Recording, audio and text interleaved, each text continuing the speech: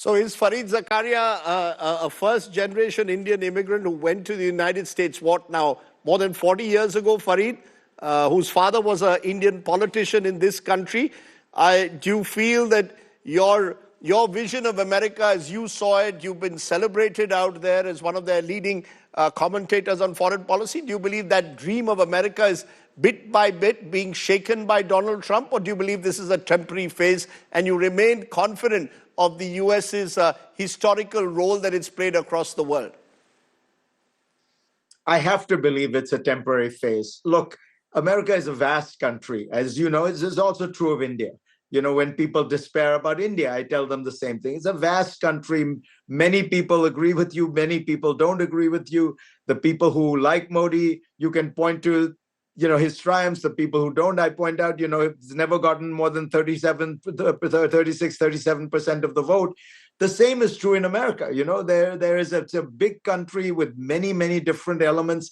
But ultimately, it's a matter of temperament and belief. I tend to believe that over time, the ordinary people make the right choices. That is the fundamental belief we all have to have in democracy. So yes, I'm still optimistic about America. And I think, Winston Churchill said, you can always count on America to do the right thing after it has exhausted all other alternatives.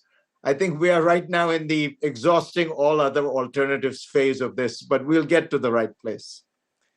Fareed Zakaria, on that optimistic note, and in the hope that, as they would say in India, fir subah hogi, there will be a dawn. Hopefully, Donald Trump will also recognize America's historical role as well at some stage or the other.